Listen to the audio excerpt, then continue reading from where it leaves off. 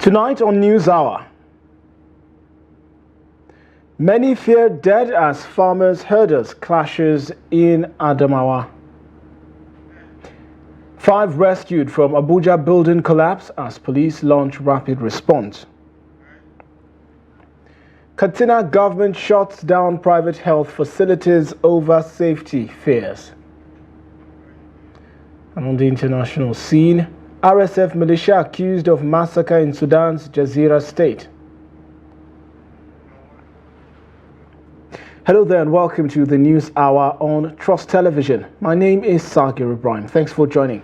To details now, several people have been reportedly killed in a clash between herders and farmers in Kukta, Waltandi district of Song local government area of Adamawa state. The incident, which occurred on Sunday morning, reportedly followed a conflict that had been ongoing for several days. The situation escalated when herders attacked multiple households, resulting in the death of 5 individuals. In response to the incident, authorities have deployed security forces to the affected area to restore normalcy and maintain law and order. The State Police Command has confirmed that security personnel have been sent to the area to apprehend those responsible for the violence. Meanwhile, Commissioner of Police Dankombo Morris has ordered the homicide section of the state CID in Yola to conduct a thorough investigation into the alleged clash between herders and farmers to identify the perpetrators and bring them to justice.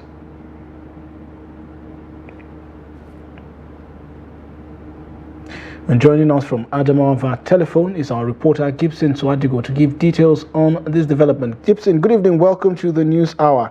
Perhaps you could give us a detailed explanation of how the situation deteriorated to this point. Okay, thank you very much. You're right by saying the incident occurred at Kukta, Watalndi district in Song local government, almost 40 kilometers away from the state capital. The Song local government is located at the Central Senatorial District of Adamawa State. And based on the reports that we have, 5 people fell dead due to the clash between a herder and a farmer. It started as a misunderstanding between a herder and a farmer. And this happened some days back. But the misunderstanding kept escalating to the stage where there was an appraisal. Based on what we heard, there was an appraisal from herders that came to Kukta as early as 4 a.m. on Sunday and began to attack the community. Now, these are usual occurrence during harvest season. Although Song had its fair share of herder-farmer conflict for some years back, but it's not so familiar. The crisis is not so familiar with Song and that part of the state. Unlike, it happens in the southern part, it frequently happens in the southern part of Adamawa State.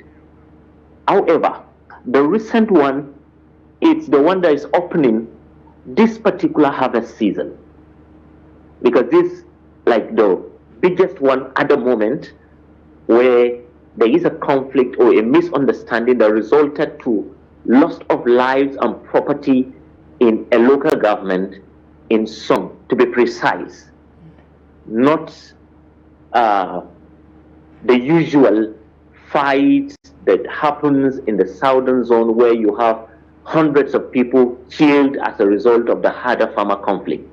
But this one, there are also conflicting reports of the number of people that died during this attack. The police say it is 5. The local government chairman, when I was confirming, say it's 6. And then we have a good number of people who are currently in the hospital, undergoing treatment and all of that. So at the moment, the place is Kukta is quiet. The place is normal due to the heavy presence of the security personnel deployed by the Nigerian police and the army. Okay. All right, Gibson, can you probably tell us about steps regarding the investigation now that's been on? I understand that the Commissioner of Police, Dankombo Morris, had said, mandated, in fact, the state CID to carry out an investigation into the matter. It's been several hours since this incident occurred. Has there been any update from that quarter? Okay, the information I just got was that the investigative committee have started inviting the community leaders and some of the harder communities that are close by, so that they can able to know if the herders that are closer are the ones who participated in this attack, or they have ideas of those who are involved in this attack. And then from the farmers' perspective also, the community leaders are also being called upon, requested to come over and meet with the committee, so that if there are other information that they need to know about the attack, and then to be able to see how they can prevent the future occurrence of these attacks, they're also carried on. The Commissioner of Police have also shown its commitment in seeing that this kind of attacks doesn't happen again. Attacks of this nature are completely prevented from occurring. But it can only be minimized at a moment due to the season at which we're into. This will happen from time to time.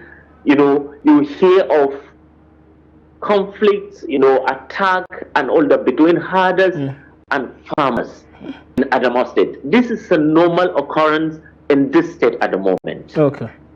All right, Gibson, finally, before we let you go, it's good that you mentioned that situations such as this has become a usual happenstance. But then, can you tell us about mediation and also reconciliation efforts that are usually put in place to ensure that unfortunate incidents like this are settled and prevented from reoccurring, at least till the next instance? So what are the expectations right now following this event happening? Okay, prior to this moment, the Adamawa State government set up a committee that deals with issues that has to do with the farmers and herders. This committee members are selected across the state with security personnel involved. And to some certain extent, attacks on herders and farmers conflict has reduced in the state. And this is due to the mitigating effort by the state government and other actors, particularly the NGOs that are involved in projects that has to do with the harder farmer conflict. They have gone ahead to sensitize the farmers, educate the herders on the need for coexistence, on the need for them to live together and ensure they work as partners. This preventive effort by the government and other actors, non-actors, non-state actors, has gone a long way in assisting and preventing and reducing Gibson. Attacks. All right, Gibson, thank you so much for the update on that development. Of course, continue to monitor it, and we'll definitely touch base with you subsequently to get more details as the situation unfolds. Do have a good evening and stay safe. Thank you. Yes, indeed, Gibson Swandigo, Trust TV reporter in Adamawa, giving us an update on the situation, the unfortunate farmer-herder clash, of course. Moving on to other stories now. 5 persons have been rescued from the site of a collapsed building in Abuja, the nation's capital. Police Public Relations Officer for the FCT Police Command, Josephine Ade, disclosed this in a statement on Sunday. Ade said the building, situated in Vidas Estate within the Sabon-Lugbe extension of the FCT caved in on Saturday. Earlier, eyewitnesses said no fewer than 40 persons were trapped in the ill-fated building. This is not the first time that the nation's capital will witness a case of a building collapse. Weeks back, a two-story residential building collapsed in Abuja's Kubwa area. In that case, 4 people were rescued while an unconfirmed number of others were initially feared trapped.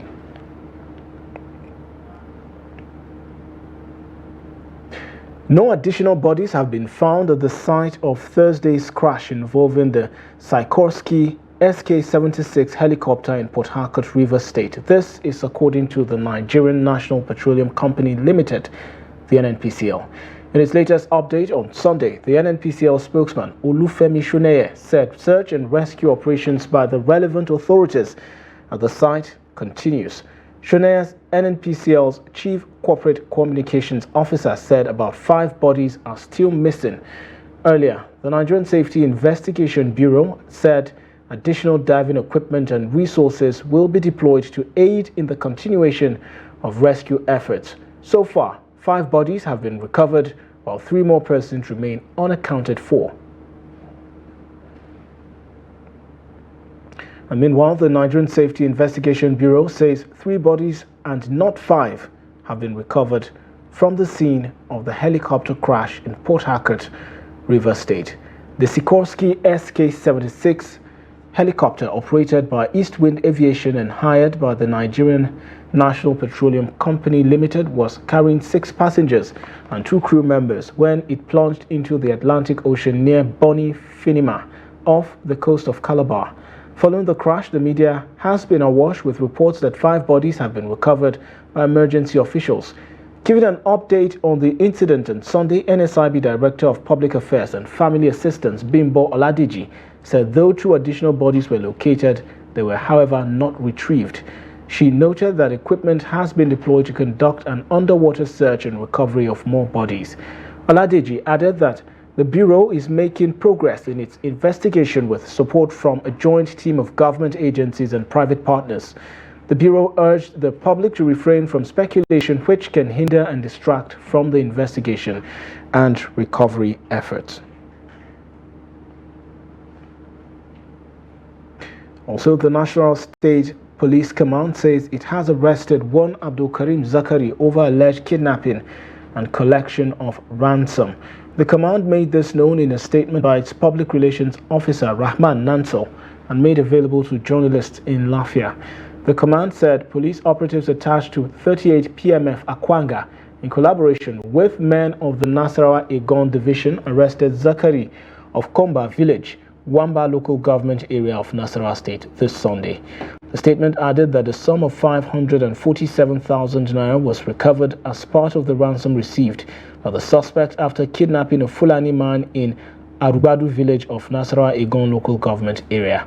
The command said upon interrogation, the suspect confessed to be part of the syndicate that kidnapped Chiromon Fulani at Arubadu, where they collected ransom of 5 million naira, adding that 1.2 million naira was given to him as his share of the ransom.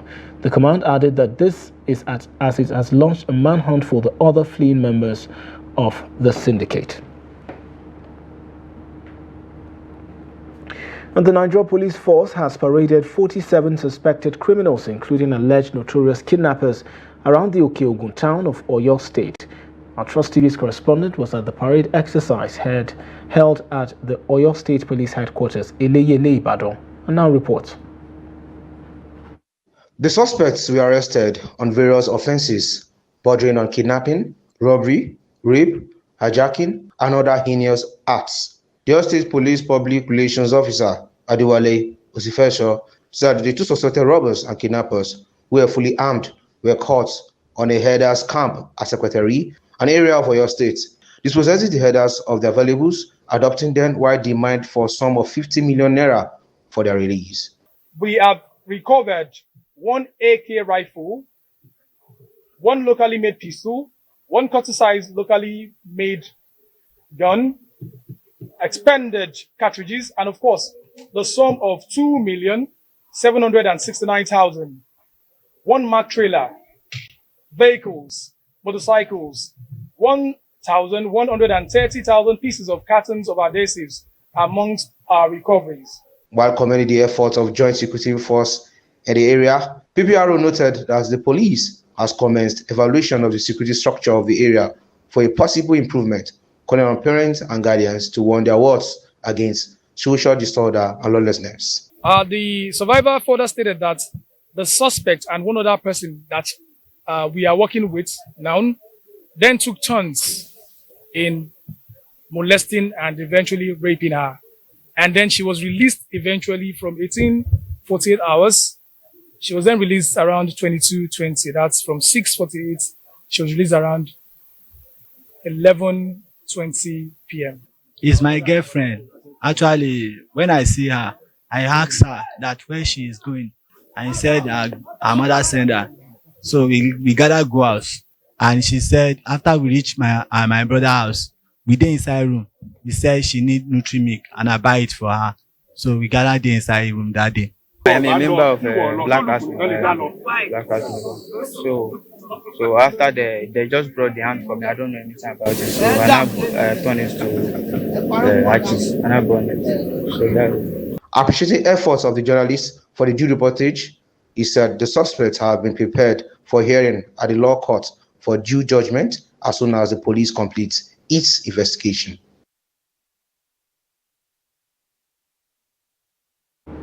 And gunmen have kidnapped the Arch Deacon of Oyi Central Archdeaconry and Vicar of St. James Parish, Alkuzu Venerable David Ajefobi. Ajefobi was reportedly abducted on Saturday at the entrance gate of St. James Parish, Alkuzu in Oyi local government area of Anambra State. As of the time of filing this report, no contact has been made by the abductors with the priest's relatives for ransom or reason for his abduction. When contacted for comment, the Anambra State Police Public Relations Officer SP Tochukwu Ikenga said the police have not received a report on the incident.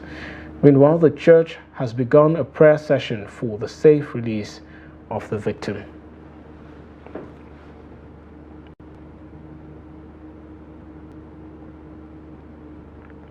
The Inspector General of Police, Kayode Egbetukun, has expressed displeasure with the clash between some police officers and personnel of the Nigeria Security and Civil Defense Corps in Osogbo, the Osun State capital. In a statement signed by the Force Public Relations Officer Olumuyiwa Adejobi, the IGP described the confrontation as unprofessional and directed the Assistant Inspector General of Police in charge of Zone 11, Osogbo, to conduct a discreet investigation into the root cause of the incident. The IGP called for calm as the Nigeria Police Force under his leadership will continually work in collaboration with relevant sister security agencies to ensure a safe and secure environment for the nation.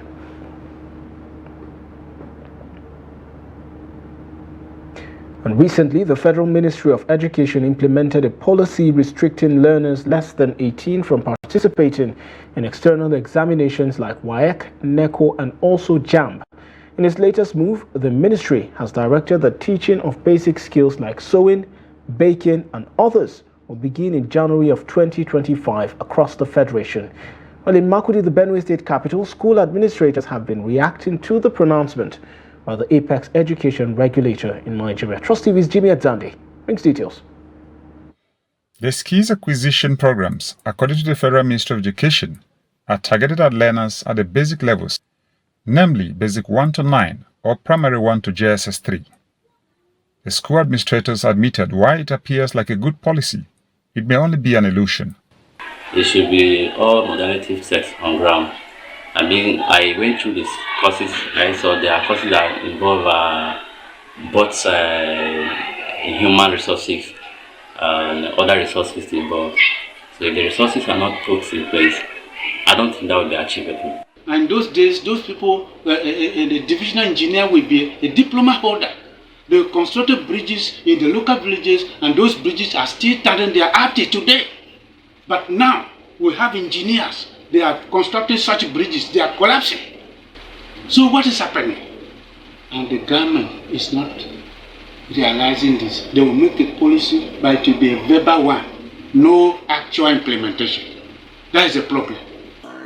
If we are informed by the mother ministry in the state, that is the Ministry of Education, who know what to do.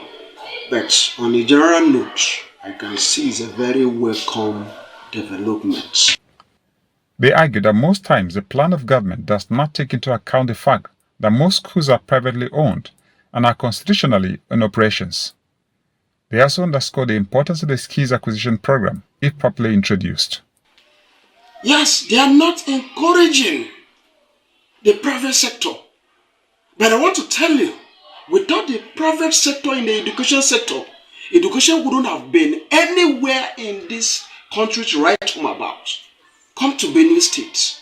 How many government-owned institutions do we have? It's a welcome development.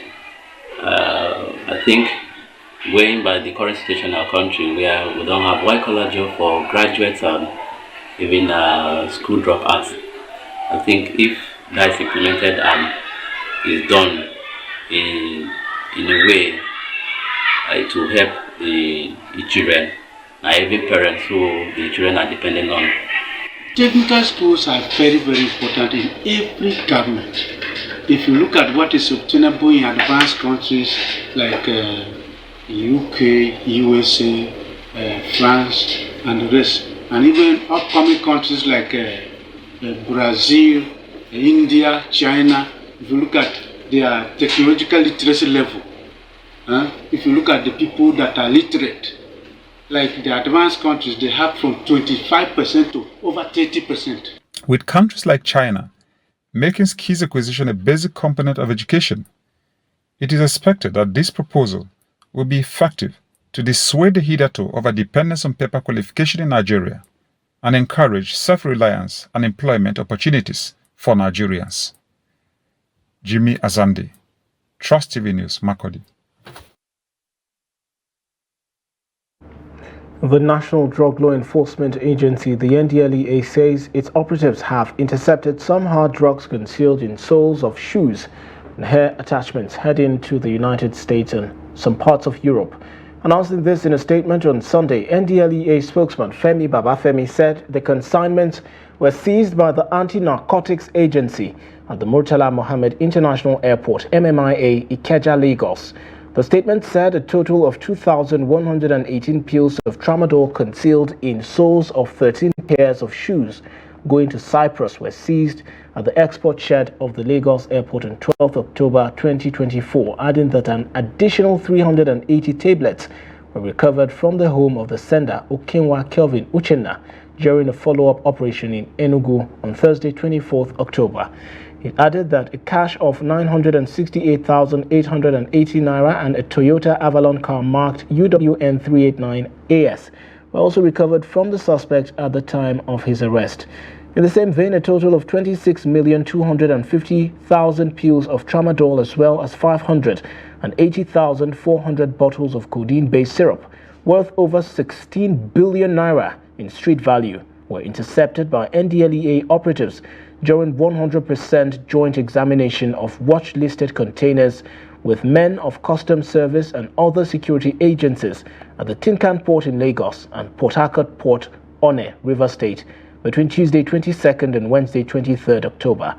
In Edo State, NDLEA operatives recovered 640 kilograms of cannabis concealed in 80 jumbo bags of fresh vegetables at Ewu Junction, Irua, Esan Central Local Government Area, and arrested a suspect, Austin Oramen, 27, while another suspect, Adiriti Kazim, 35, was nabbed with 200 blocks of cannabis weighing 133 kilograms at Obalayon, Ile-Ife, Osun State on Thursday, 24th of October.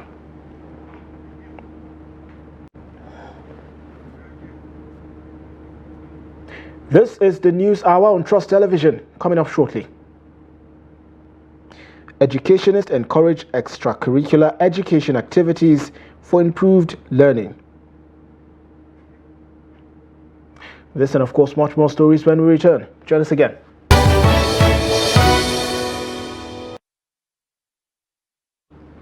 Welcome back. If you're just joining, this is the News Hour on Trust Television. Now recap of our top stories again. Many feared dead as farmers-herders clash in Adamawa. And 5 rescued from Abuja building collapse as police launch rapid response. To other stories now, the Kano State government says it has completed the screening and revalidation process for all private health training institutions to ensure public safety. Recently, the government shut down and revoked the license of all private health training institutions, saying they did not conform with the laid-down rules governing their establishment in Kano State. Trust TV's Abdullahi Yamadi tells us more in this report. It all began when information got to the state government that some private health training institutions operate in public spaces and uncompleted buildings, especially within the Kano metropolis. A few days after closing down the private health training institutions, a screening committee was constituted with a view to verifying and revalidating those that meet the requirements of the state government in line with global best practices. The proliferation of private health training institutions in Kano State has generated serious concerns and widespread lamentations from residents, which triggered government's swift response to safeguard public health. At one of the committees sitting with the proprietors of the private health training institutions in Kano, officials said the exercise is aimed at ensuring that the institutions operate according to standards and within the ambit of the law. We are going to bring out the list of authentic schools so that the parents should be, acquainted with the accredited school before they even enroll their girls. Though concerned about the sudden closure of the institutions, proprietors said they were not worried by the exercise. They are assured of total compliance with the state government's directives. The action taken by the state government is commendable, and we have no any problem with it. We have no any objection with the action taken, and we support the government 100%. And those schools that don't have the accreditation, we are advising them to go and secure the accreditation to enable them continue operating in the state. People in the hospitals are treating in the way that they cannot be recovered in time, because due to unqualified students that are being qualified or graduated from such school that have no objection or have no accreditation from the recognized regulation bodies. So you see, this is a very big issue. So let everybody or the neighboring institutions we have to be law abiding, to have all the requirements needed for offering these courses or for doing this education. Meanwhile, parents and public commentators are calling for a thorough investigation into the proliferation of private health training institutions, at least to save lives and safeguard public health. They also call on the government not to compromise standards. Abdullahi Ismayamadi, Trust Television News, Katsina. The National Agency for Food and Drug Administration and Control, NAFDAC, has inaugurated the breast milk substitutes state multi-sectoral technical committee across 32 states. NAFDAC, in a statement signed and released by its resident media consultant Shayo Akintola on Sunday, said the inauguration of the committees is in line with the ongoing implementation of the National Strategy for the Implementation of the International Code of Marketing of Breast Milk Substitutes in Nigeria. The agency noted that the inauguration of the BMS state teams is also a reflection of the agency's renewed efforts to implement and enforce the International Code of Marketing of Breast Milk Substitutes and the national BMS regulations in Nigeria. In September, the Civil Society Scaling Up Nutrition in Nigeria and the FHI 360 Alive and Thrive demanded the implementation of the National Multisectoral Plan of Action for Food and Nutrition and the reinforcement of the Breast Milk Substitute Marketing Code in the country. According to them, the BMS Marketing Code aims to protect breastfeeding by regulating the marketing of breast milk substitutes which is vital to improving infant and young child feeding practices. Speaking at the virtual inauguration of the committees, the Director General of NAFDAC, Mojisola Adeyeye, charged the teams to lead the effort in their respective states to ensure full compliance with the provisions of the International Code of Marketing of Breast Milk Substitutes and the National BMS regulations. Meanwhile, the 6th Division of the Nigerian Army, PortHarcourt, says its operations conducted in Rivers and Bayelsa states have led to the deactivation of 3 artisanal refineries, arrest of suspected oil thieves, and recovery of over 100,000 liters of illegally refined automotive gas oil, AGO, around Abesa in Akunku Toru local government area, LGA. The division's Assistant Director of Public Relations, Lieutenant Colonel Njuma Jonah, in a statement in PortHarcourt on Sunday said one illegal refining site at Degema with a large dugout containing over 12,000 liters of stolen AGO was deactivated. He said a large wooden boat was intercepted with over 7,000 liters of stolen condensates, while at Bile General area in Degema local government, 2 illegal refining sites, a wooden boat loaded with over 3,000 liters of stolen products were also impounded. According to Jonah, the operations in Delta State led to the interception of 2 wooden boats stealing crude oil from a wellhead located at Opumami oil field in Warri South local government, while at Ogara Trailer Park in Ethiopia West local government, troops swooped on 16 cellophane bags of crude oil estimated to be over 1,200 liters, concealed inside a store in the park. Additionally, troops arrested 2 suspected oil thieves believed to be responsible for the consistent vandalization of a Wando pipeline at Abalagada in Ndoka West local government. In Ekeremo local government of Bayelsa State, troops deactivated 1 illegal refining site, 1 wooden boat with over 4,000 liters of stolen products recovered.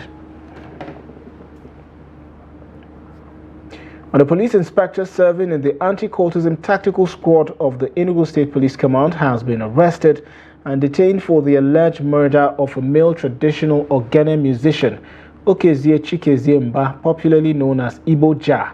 A statement by the Police Public Relations Officer, Enugu State Command, DSP Daniel Ndukwe, said the musician was reportedly leaving the squad's headquarters after a friendly visit when, for reasons yet to be ascertained, the police officer fired his rifle, hitting the victim.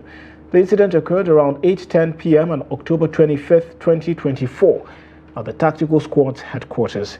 He was immediately rushed to the hospital where he was confirmed dead by the attending doctor. His body has been deposited in the mortuary for preservation and autopsy. The Commissioner of Police, CP Kanayo Uzeogbu, has ordered the Deputy Commissioner of Police in charge of the State CID to conduct a full-scale investigation that will facilitate prompt and appropriate disciplinary actions against the police officer. The Nigeria Police Force has condemned the unauthorized use of its official uniform by social media personality Martins Otze, popularly known as Very Darkman, in a recently released video. In the viral video posted on his social media platforms, Otze was seen wearing a police uniform and introducing himself as CSP Very Darkman and Nigeria's #1 online police officer. The online activist stated that he is dedicated to sanitizing the social media space by using his platform to stand against oppressors, particularly online vendors. He added that unlike regular police who must go through various procedures and protocols, he would immediately tarnish the names of offenders brought before him, provided there is evidence.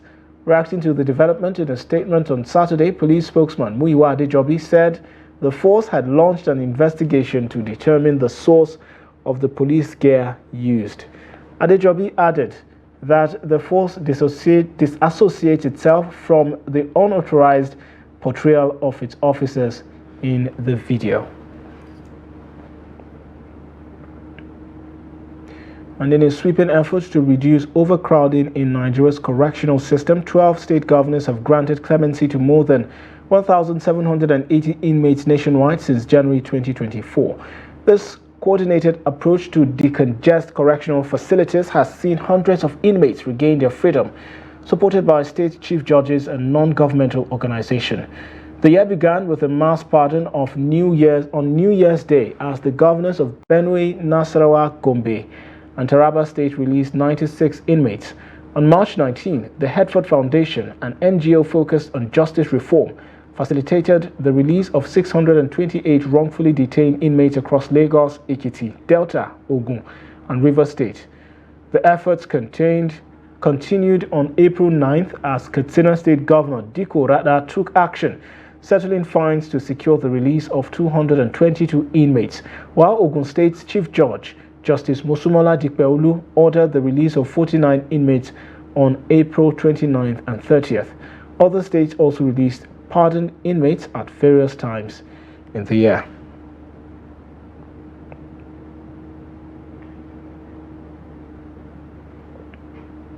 An education of the child in today's world encompasses extracurricular activities and skills acquisition in addition to classroom learning.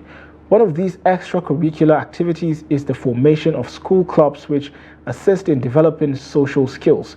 Trust TV's Jimmy Adzande spoke to some educationists in Makudi and filed in this report. Take a look.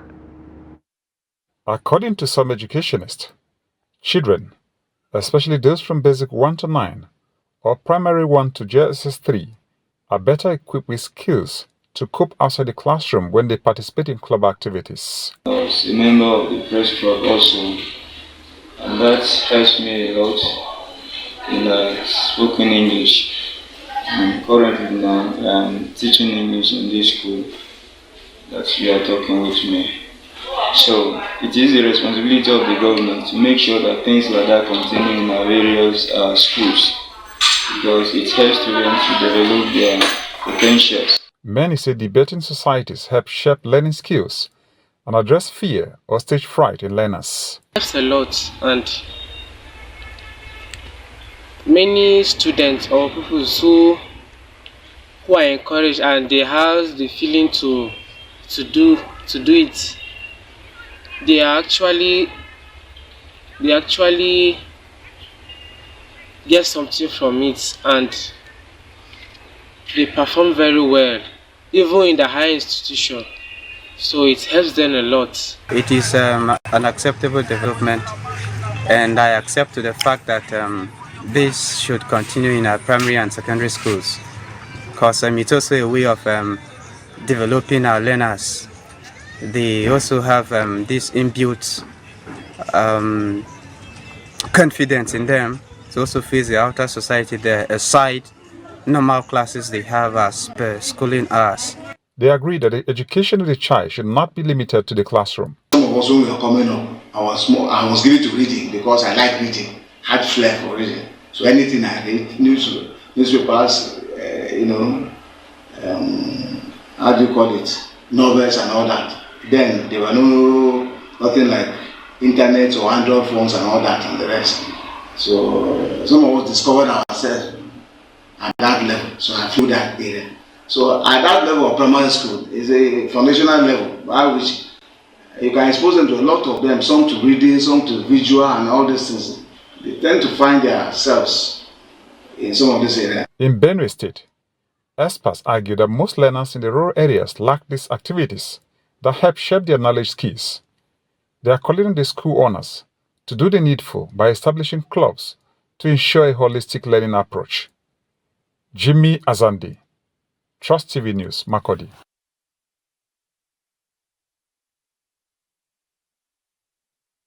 And stakeholders in the education sector in Osogbo have called on the federal and state government to provide necessary support to schools to enable them to encourage school club activities among students. This follows the drastic decline in school club, with many schools having no club where learners can complement academics with other extracurricular activities. Trust TV's Hamid Oyegbade files the report. The task of building a total child that is grounded in both academics and other aspects of life that reflect in one's ability to build and nurture relationships goes beyond the impartation knowledge in the classroom. This is where schools clubs such as career interest clubs, community service clubs, charity clubs, history club, literary club, drama club, investment club, and Red Cross come in.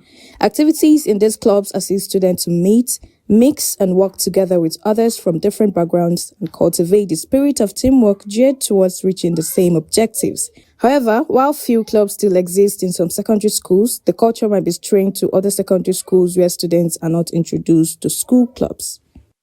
The name of my club is Hype School Club, which means harnessing young people early. Our core values are excellence, compatriot service, honesty, and hardworking. This club has helped me emotionally because I think this current situation of Nigeria, we can't change. But Hype School Club made me know that I can be the change I wish to see in Nigeria. I belong in a club titled I Choose, I Do, and I Lead. This club helps to build future leaders. In this club, we learn how to be able to stand on our own, how to be an entrepreneur, and it has taught me a lot of lessons, both morally and academically. The name of my club is Literary and Debate Club, and the club is all about testing your intellectual skills on speaking and also telling the audience about what you feel about a particular topic. And it has helped me a lot in my intellectual skills. And also maybe when I get to tertiary institutions, it will help me to be able to be bold and speak to audience in a very fluent way. These teachers at Oshogbo Grammar School say they put a lot of effort in sustaining school club activities in the school. Right from day one, when the students are coming in for the registration, we parted them into their club and we look at the way they do, their ability, so to put them in each of the clubs. So we have many clubs as you can see. We've been seeing numbers of students, even enormous numbers of students trooping into the clubs, different clubs in the school, and thank God it has been changing their life day by day. They've seen themselves as a leaders, they've seen themselves as someone that can do better in future, someone that can do well even in their academics and other activities in the future, presently, now, and tomorrow of their life. Educationists called on the government to provide necessary support for schools to promote school club activities so as to provide opportunities for students to explore new interests and hobbies. And the Transmission Company of Nigeria, the TCN, says it is collaborating with the Office of the National Security Advisor to repair the vandalized Shiroro-Kaduna line that led to reduction of bulk electricity to Kaduna, Kano, and other major cities in the north. A statement by the General Manager Public Affairs of the TCN, Ndidimba, said the company is working to restore bulk power supply as quickly as possible, despite prevailing security challenges. Mba stressed that the current outage affecting northern states for several days now is as a result of vandalism of the Shiroro-Mando transmission line, a critical infrastructure that supplies electricity to the region, adding that insecurity in the area has delayed the immediate repair necessary to restore supply. She noted that as a temporary measure, TCN had rerouted bulk power supply through the Ugwaji-Apio 330 kV line, which recently snapped. Mba said TCN remains steadfast in its commitment to overcoming the challenges as the company understands the place of electricity in the socio-economic lives of the people and the extreme inconveniences the situation is causing the government and all electricity customers in the affected areas.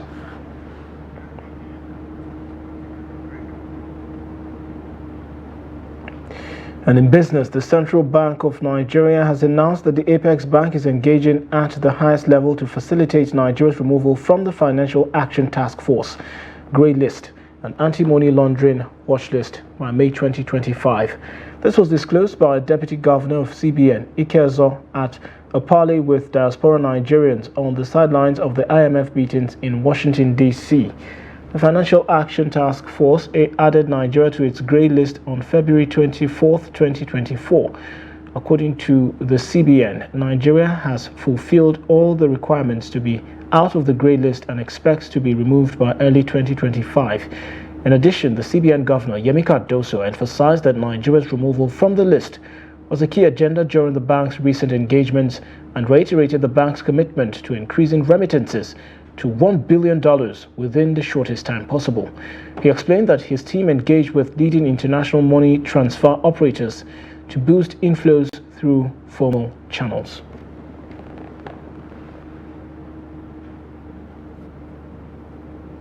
And also, Nigeria's mobile subscriber base has fallen by 30.09% to 153.32 million in September 2024. This is as the telecommunication companies lost 65.98 million to the SIM-NIN linkage, which ended in September 2024. According to official figures, Nigeria's total number of active lines fell to 153.32 million on September 14, 2024, from 219.30 million in March 2024. This decline was attributed to the removal of all subscriber identification models, aka SIM cards not linked to a verified national identification number, by September 14, 2024. The SIM-NIN was meant to help security agents identify criminals, especially bandits. As part of these efforts, no one under 18 can register a SIM again because it is a legal contract between a mobile network operator and the user. According to industry stakeholders, no SIM card in Nigeria operates without a verified NIN. And away from Nigeria, the attacks in the north and east of Jazeera State have been called a massacre by the Jazeera Conference, a local civil society organization. It said fighters belonging to the Rapid Support Forces stormed a town in the Al-Kemlin locality on Friday morning and began firing indiscriminately from high-rise buildings. At least 50 people were killed and hundreds more injured. In the city of Tambul, in Jazeera's north, RSF fighters went on rampage, killing dozens of civilians and displacing thousands of others. The local groups say the attacks appear to be motivated by rage after a top RSF commander defected to the army side. Abu Akla Kikal, the de facto ruler of Jazeera province, surrendered to the Sudanese military in early October. The Doctors' Union in Sudan has said the RSF attacks turned areas in eastern Jazeera into a brutal war zone. Also, Israel's Prime Minister Benjamin Netanyahu on Sunday said a series of airstrikes in Iran the previous day had achieved all its objectives. Iran's supreme leader said earlier that the attack should not be exaggerated nor downplayed, but stopped short of calling for retaliation.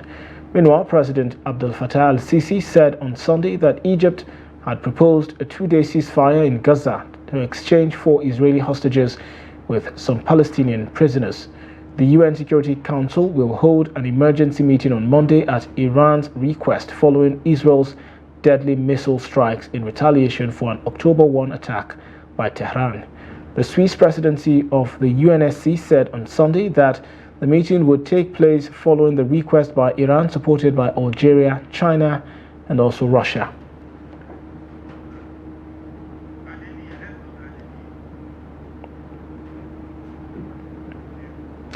Let's now join Adeni and Jishafe standing by with sports news.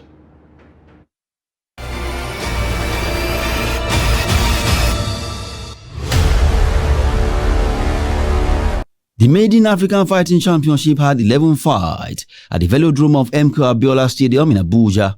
AFC enthusiasts thronged the venue to catch a glimpse of the first season with glees and glamour that trailed the first nights at the arena.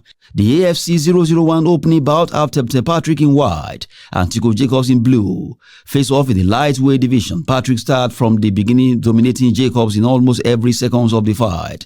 Despite Jacobs' attempt to fight back, Tempter's brutal lift back winning prowess weakened his opponent, who struggled to hold his breath. The pin for a win hit ruled him out while the winner celebrating ecstasy. The second fight did not take long between Prince George and Believe Oshiakwe. Believe quickly pinned down his opponent by the ringside before landing some rain of jabs to defeat him. The Edo-born fighter did a technical knockout flash over his rival. The winners expressed happiness for winning their fight. When I'm tired, they keep motivating me. You can do this, you can do this. So I'm very grateful for the EFC. I'm very grateful for the coaches. Toby, Prince, Benjamin, White, that's Venom, the future, yeah, that's the future champ right yeah. here. So I'm very grateful for them. Yeah. He's going to be way better. I was striking. I was hoping to strike. But the way he came out so aggressive, so I just decided to take him down. I know when I take him down, there's no way it's going to come up because we've only trained wrestling for a while now. I know I train with the best people when it comes to wrestling. Head coach spoke on the technicalities of AFC. I'm excited. It was a lot of stress, a lot of effort, but everybody came through. A lot of parts are moving to make this thing a reality. And what we're really trying to showcase here is the first ever event on a large scale. We knew what was going to happen. We understood, but we had to take that chance. Co-founder Christopher Younes and sponsor feel excited at the prospect of AFC Championship. This is amazing. You know, it's been a long time coming. The Nigerian, the Ministry of Sports finally recognizing combat sports, you know, and regulating with the body. Nigerian Mixed Martial Arts Federation has given us this opportunity in Abuja to bring this day to realization. And, you know, it's a dream come true. Being able to not just host this event in my own city, in the capital city, but also being able to stand in the center of the octagon. It's an honor to be part of this, to be part of this journey. And I know AFC is going places. You can see it. You can see how successful it's going to be already.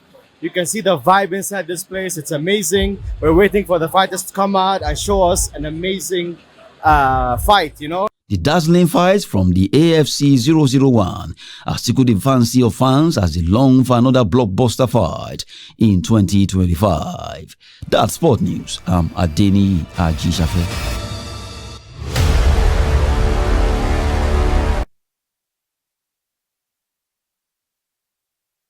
And with that, we have come to the end of the news hour on Trust Television. Do not forget to follow us across all of our social platforms and also catch our live stream on YouTube and also Facebook for more news programs and documentaries.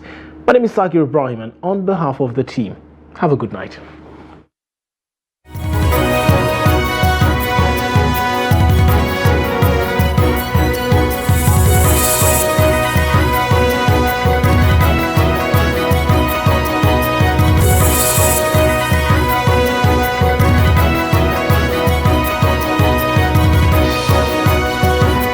From the Daily Trust News Center, this is the News Hour.